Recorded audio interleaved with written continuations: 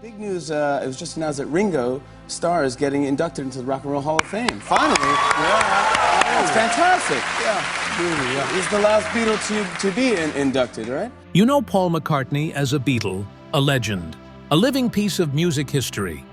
But what kind of music does a music icon actually love? From early rock pioneers to modern experimental sounds, the bands Paul McCartney admires might just surprise you. Some shaped his style, others simply earned his respect, but all left a mark on one of the greatest songwriters ever. These are the top 7 bands McCartney loved the most. The Everly Brothers. If you have ever wondered where the beautiful harmonies of the Beatles came from, you need to look back to a duo that inspired Paul McCartney and John Lennon in a big way. Their unique blend of close harmonies and heartfelt storytelling helped shape the very foundation of what would become the Beatles' signature sound. The Everly Brothers emerged from the small town of Muhlenberg County, Kentucky, in the early 1950s. Brothers Don and Phil Everly grew up surrounded by music, listening to country, folk, and gospel. They began performing together as teenagers, and soon their harmony-driven style caught the attention of record labels. Their breakthrough came with the hit Bye Bye Love in 1957, which showcased their ability to blend their voices so perfectly it seemed effortless. Songs like Wake Up Little Susie and All I Have to Do Is Dream followed, cementing their place in music history. What set the Everly Brothers apart was their ability to sing in tight, close harmony. A style where 2 voices intertwine so closely they sound like a single voice with multiple layers. This was not just a technical skill, but a deeply emotional way to deliver songs about young love, heartbreak, and everyday struggles. Their music resonated with teenagers around the world, including 2 aspiring musicians from Liverpool named Paul McCartney and John Lennon. Paul has openly admitted that the Everly Brothers were the biggest influence on both him and John. In his own words, he called them the greatest and said their music shaped the way the Beatles approached singing together. The Everly Brothers' harmonies were something Paul and John wanted to replicate. They spent countless hours practicing to match those perfect vocal blends, aiming to create the same natural, effortless sound. But the influence went beyond just singing. The Everly Brothers were masters at storytelling through simple but powerful lyrics. Their songs touched on real emotions, making listeners feel like the brothers were speaking directly to them. This honesty inspired Paul and John to focus on heartfelt songwriting, helping the Beatles craft songs that were not only catchy, but deeply relatable. Paul McCartney has also shared how much he admired the way the Everly Brothers performed live. Their stage presence was natural and intimate, making audiences feel connected. This too influenced the Beatles, who learned to combine musical skill with genuine performance energy. In interviews, Paul has spoken with great respect about Don and Phil Everly. He once remarked, "The biggest influence on John and me was the Everly Brothers. To this day, I just think they're the greatest." This statement reflects a deep appreciation that never faded, even as the Beatles rose to worldwide fame. Though the Everly Brothers faced personal and professional challenges throughout their careers, their legacy remains strong. Their pioneering harmonies continue to echo in the music of countless artists, with Paul McCartney's admiration standing as one of the most notable testaments to their impact.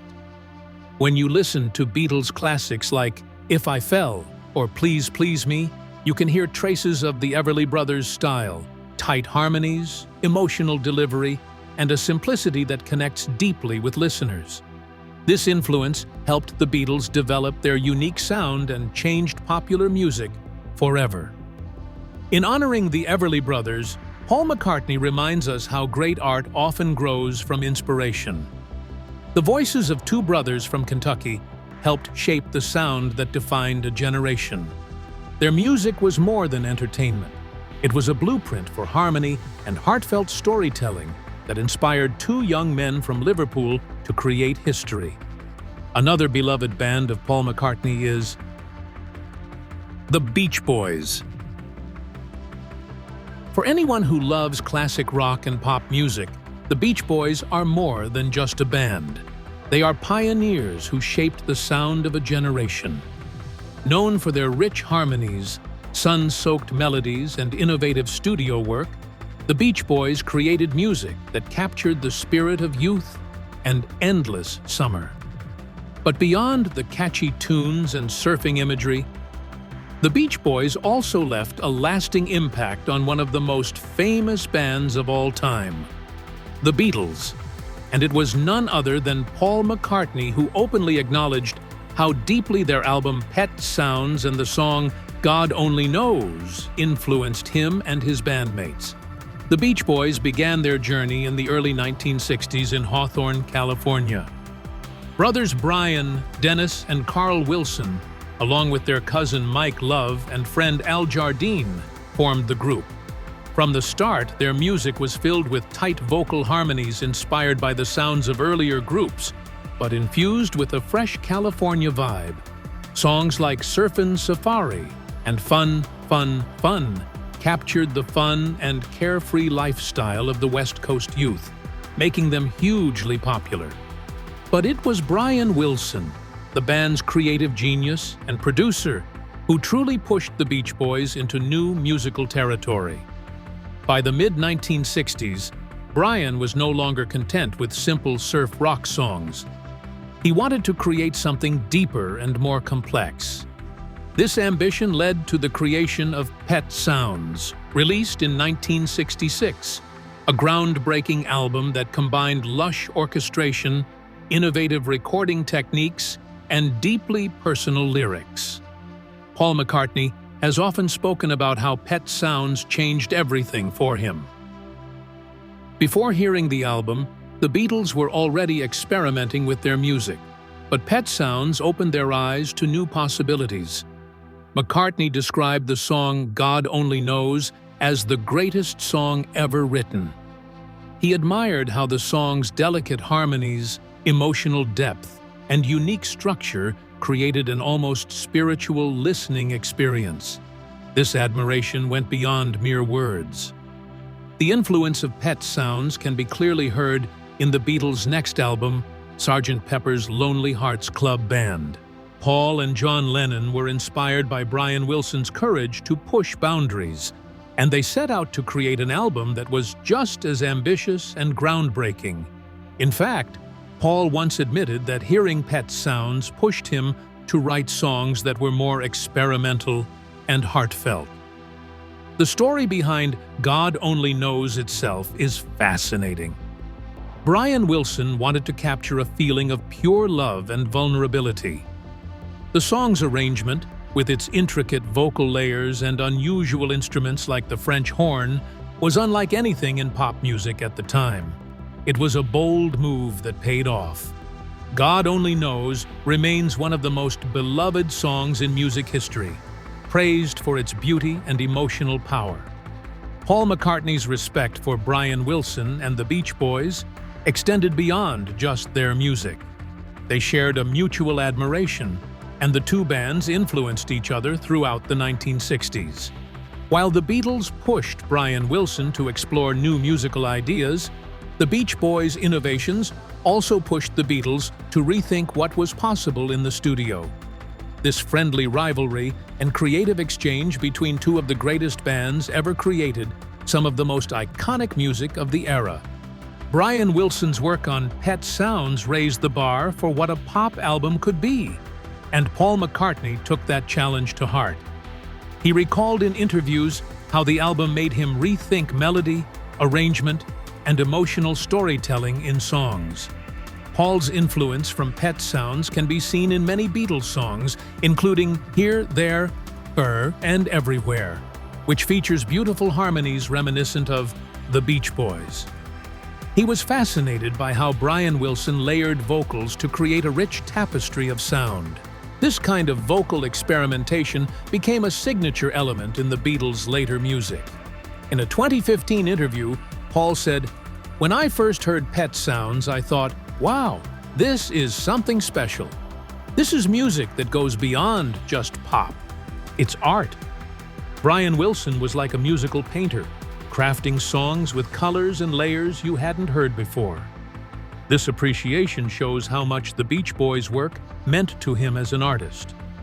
For fans of Paul McCartney and the Beatles, understanding the influence of Pet Sounds and God Only Knows offers a glimpse into how great music is born.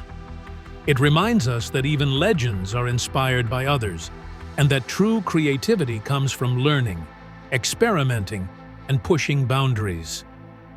So next time you listen to God Only Knows or the entire Pet Sounds album, remember that this music was not only a masterpiece on its own, but also a key chapter in the story of the Beatles and Paul McCartney's musical journey.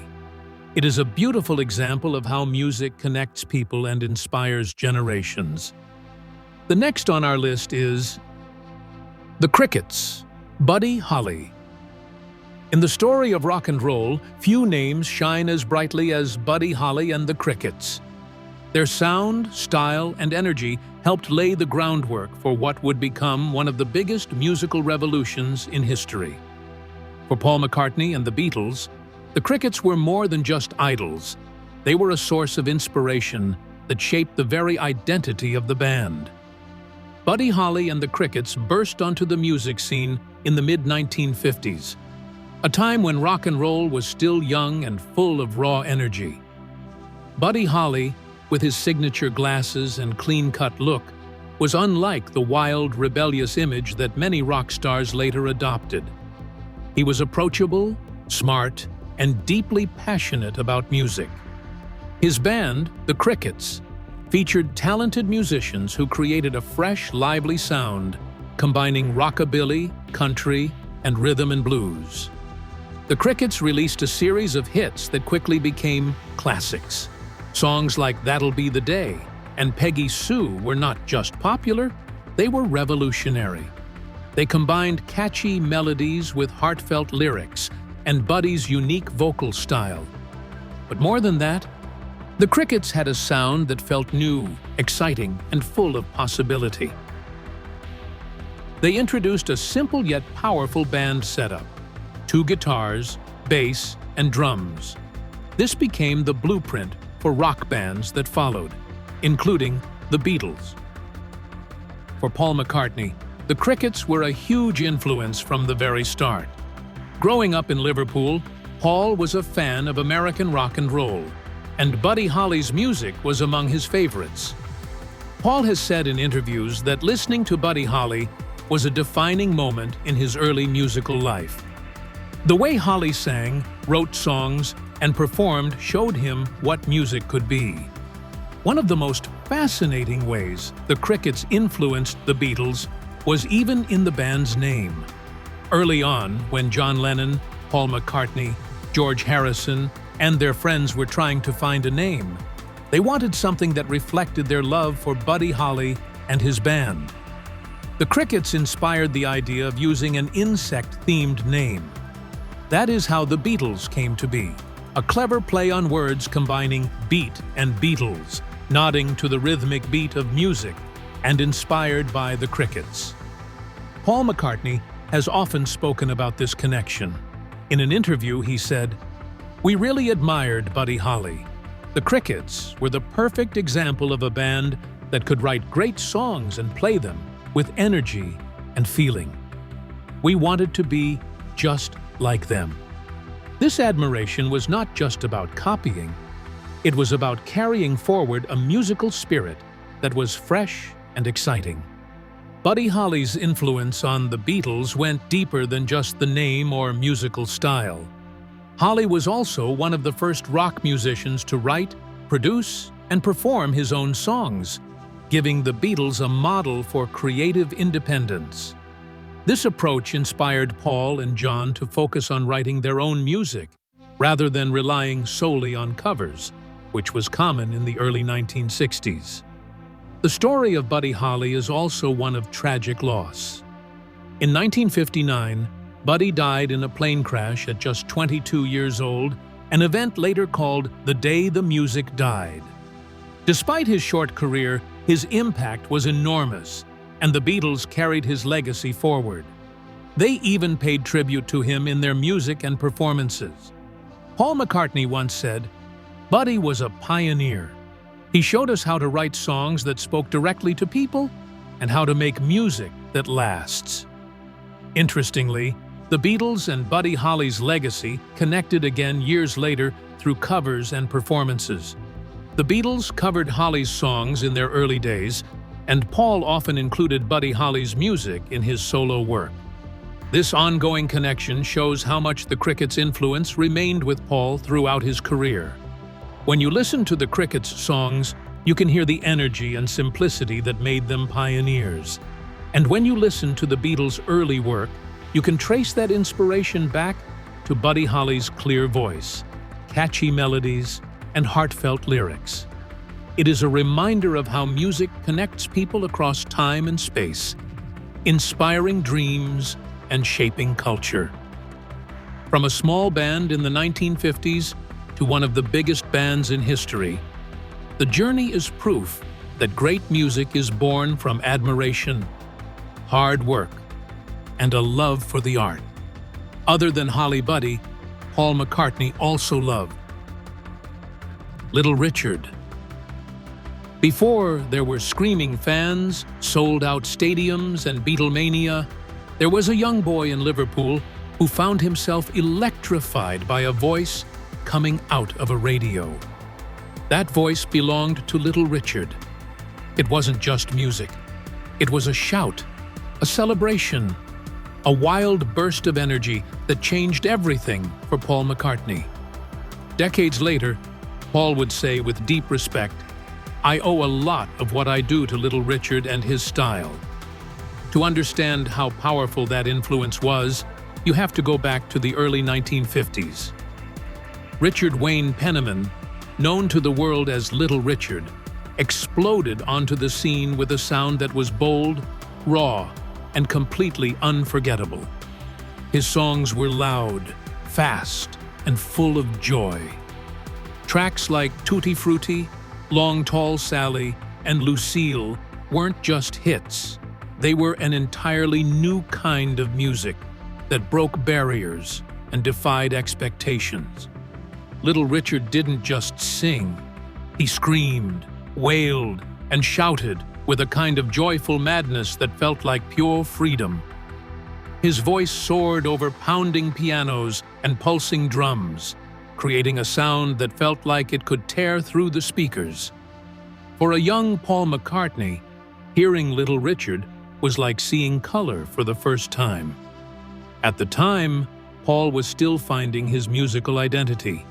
He had grown up on a steady diet of British pop and skiffle, but when he heard Little Richard, something clicked. Paul wasn't just listening, he was learning. He studied the way Little Richard bent his voice, the way he would push a note until it almost cracked, the raw emotion behind every word. This wasn't polished or clean, it was real, and Paul wanted to be able to do that too. In later interviews, McCartney often recalled how he practiced Little Richard's vocal style over and over. "I used to go into the bathroom at home," he said, "and just try to do that scream. I had to work at it, but it was worth it." That scream would go on to become one of the most iconic parts of McCartney's singing, heard clearly in songs like I'm Down, Long Tall Sally, and Helter Skelter.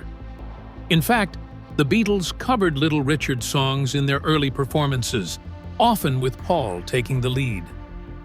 One of their most famous covers was Long Tall Sally, where Paul completely leaned into the Little Richard style, high-pitched, urgent, and full of energy. It became a fan favorite, not just because it was fun, but because it felt like a tribute. Paul wasn't just copying Little Richard, he was honoring him. Paul once said that meeting Little Richard was one of the most exciting moments of his life. The two eventually did meet, and McCartney spoke about how kind and encouraging Little Richard was.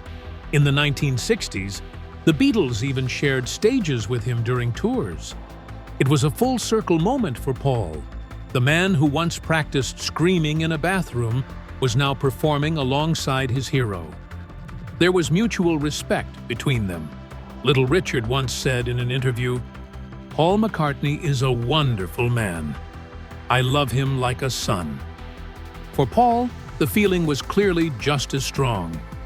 Even as the Beatles moved into more experimental music, with albums like Sgt. Pepper's and The White Album, that early fire sparked by Little Richard never went away. Our list continues to St. Vincent. Some musical partnerships are born out of chance, others out of admiration. But when Paul McCartney and St. Vincent crossed creative paths, it felt like a conversation between two worlds. One, a living legend of rock and roll, the other, a bold voice from the future of music. Together, they didn't just work on a song. They bridged generations with sound. Paul McCartney has spent his life surrounded by musical greats. From co-writing some of the most iconic songs in history with John Lennon to collaborating with Stevie Wonder, Michael Jackson, and Kanye West, he has always been open to exploring new voices. But when he heard St. Vincent's work, something stood out. It wasn't just her style, it was her courage to experiment.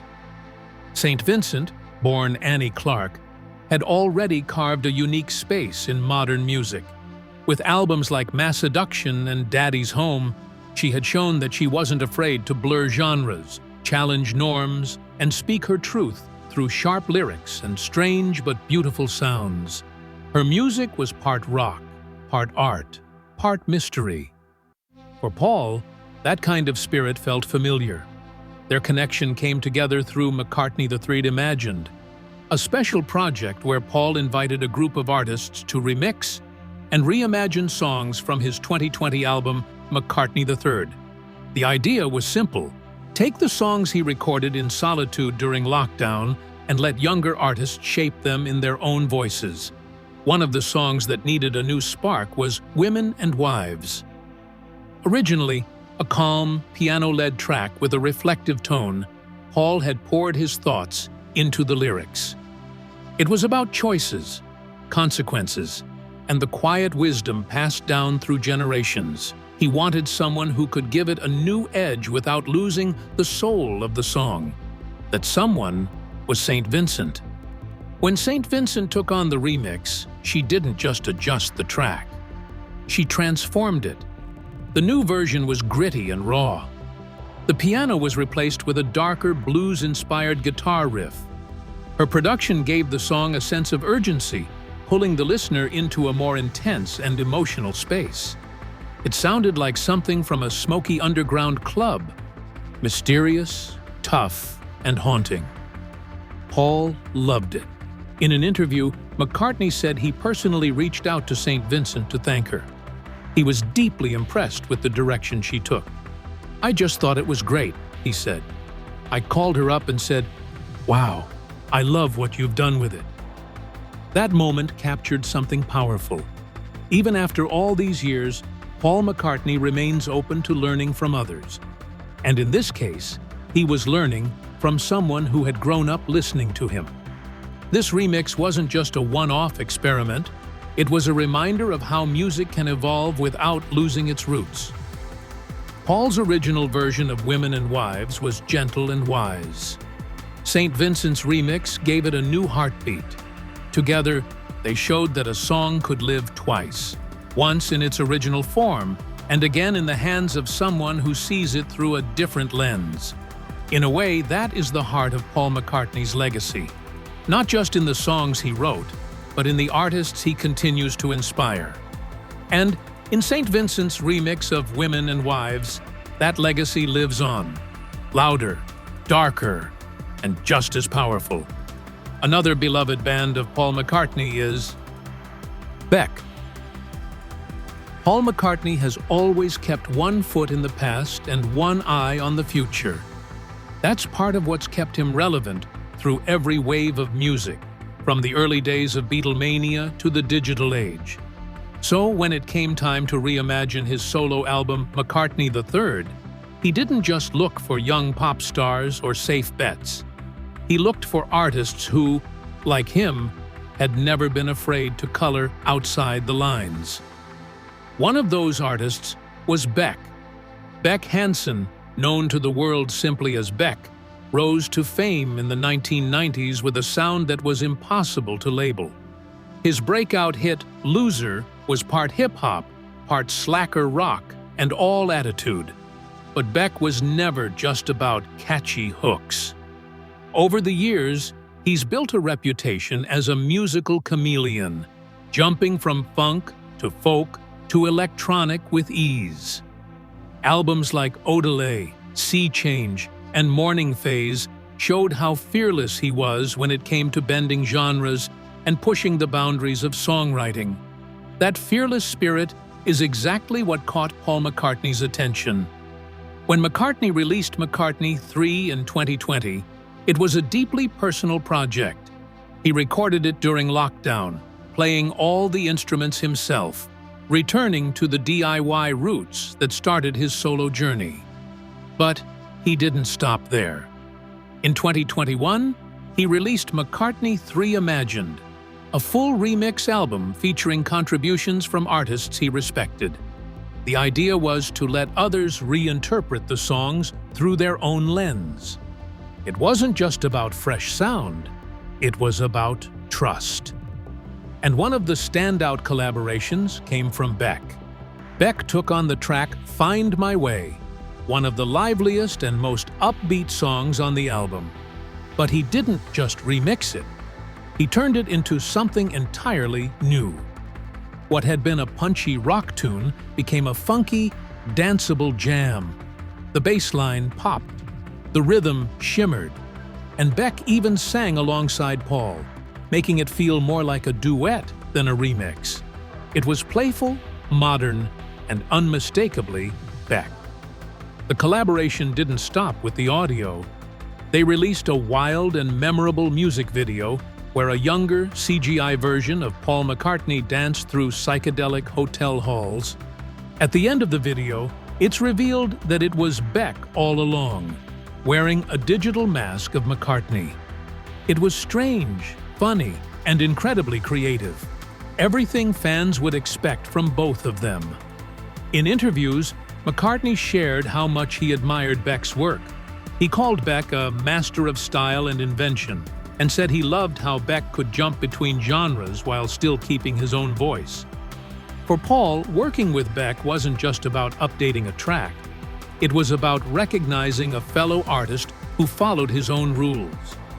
Beck, in turn, has long shown respect for McCartney's influence. In past interviews, he described the Beatles as part of his musical DNA. He once said that listening to Sgt. Pepper's and the White Album was like taking a journey through sound. That kind of experimentation left a deep mark on him as a young musician. So, when the chance came to work directly with McCartney, Beck brought both his admiration and his signature edge to the project. The beauty of Find My Way in Beck's hands was that it didn't erase Paul's version. It built on it. It respected the original, but took it to a different place. A place where grooves mattered more than guitars, and where collaboration wasn't limited by age or genre. The last band on our list is Kruang. Paul McCartney has lived through nearly every era of modern music. From the rock and roll explosion of the 1950s to the digital experimentation of today, he's not only kept pace, he's stayed curious. That curiosity has led him to some unexpected places, and one of the most surprising, yet fitting, is his appreciation for the modern, genre-blending trio known as Kruang. At first glance, Kruang may seem worlds apart from the music McCartney helped shape. Their name, which means airplane in Thai, hints at how global their sound is. Formed in Texas, Kruang is a group that defies easy classification. Their music drifts between Thai funk, Middle Eastern melodies, psychedelic rock, and dub reggae. It's almost like they're building bridges between cultures, note by note. But when you take a closer listen, the connection becomes clear. McCartney has always valued melody, mood, and the art of musical exploration. That's exactly what Kruang does, but they do it in their own calm, groove-driven way. It is no wonder, then, that McCartney has expressed admiration for them, even naming them among the modern artists he listens to and appreciates. In a time when many artists from his generation might tune out younger musicians, Paul has done the opposite. He listens closely. Kruang Bin's rise to fame is a story of quiet success. The trio, made up of bassist Laura Lee, guitarist Mark Spear, and drummer Donald D.J. Johnson, first met through their shared love for world music and records from around the globe. Their debut album, The Universe Smiles Upon You, gained traction not through chart-topping singles, but through word of mouth, YouTube recommendations, and mesmerizing live performances. Their sound is mostly instrumental, built on hypnotic rhythms and airy guitar work. There are moments when nothing much seems to happen. And yet, that's the magic. The songs feel like long drives through distant landscapes, or memories you can't quite place, but don't want to forget. And perhaps that's what drew McCartney in. Paul McCartney has always been vocal about his appreciation for artists who take chances. Throughout his career, whether with the Beatles, Wings, or solo, he's played with textures, instruments, and styles from every corner of the globe. Think of how the Beatles went from Love Me Do to Sgt. Pepper's in just a few years. That hunger for reinvention is something Kruang Bin seems to share, even if they speak through different sounds. Though McCartney and Kruang Bin haven't collaborated directly, the connection lies in admiration and influence. In interviews, Paul has named Kruang Bin as a band he listens to. A simple statement that means much more when coming from someone whose musical taste has influenced millions. He didn't need to say more. For Kruang Bin, having someone like McCartney appreciate your work is like being knighted in your own quiet, cosmic ceremony. For McCartney, embracing Kruang Bin is another chapter in a life filled with musical openness. It's proof that he doesn't just live in the past. He's always scanning the horizon, always ready to hear something new. And he does so without fanfare or marketing plans. He listens because he wants to. Because even after all these years, he's still a fan of music first. Which of these bands from this list is your favorite? Share your thoughts in the comments and click on the cards on screen for more.